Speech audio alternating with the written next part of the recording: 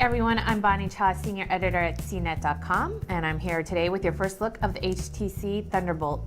This is Verizon's first 4G smartphone to hit the market, and I know a lot of you have been waiting for this ever since it was announced at CES, including myself, so I'm really excited to finally have it in my hands.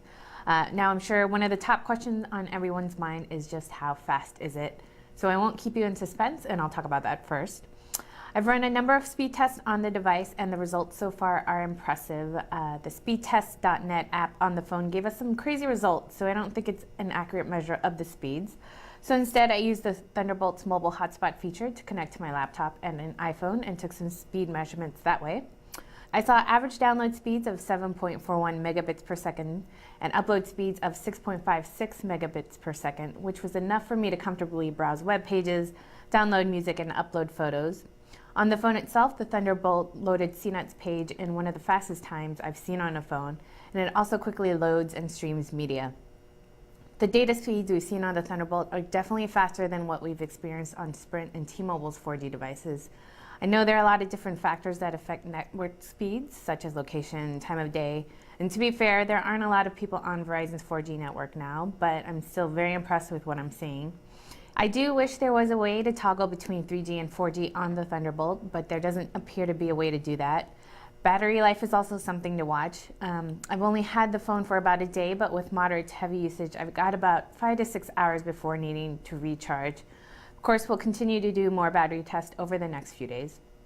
As far as the rest, the Thunderbolt is pretty much on par with the other high-end Android phones. It's running Android 2.2 with HTC Sense and comes with a few extra apps like TuneWiki, which lets you listen to internet radio and other goodies. Has a back-facing 8-megapixel camera and a front-facing 1.3 megapixel camera for video calls, and picture and video quality is pretty good. HTC always makes solid devices, and the Thunderbolt is no different. It's actually quite similar to the Evo with a 4.3-inch WVGA touchscreen and the kickstand on back. Under the hood, it's running a next-gen 1 GHz Snapdragon processor, and the performance so far has been smooth. The Thunderbolt does have a chipset, though, that allows for simultaneous voice and data over 3G. So far, the Thunderbolt's looking pretty darn good, but like I said, we'll be watching the battery life. The HTC Thunderbolt is available now for $249.99 with a 2-year contract, which isn't cheap, but it's also to be expected for this kind of device. I'm going to get back to testing, so be sure to check out CNET's full review of the HTC Thunderbolt for our final verdict. I'm Bonnie Chan. This has been your first look at the HTC Thunderbolt.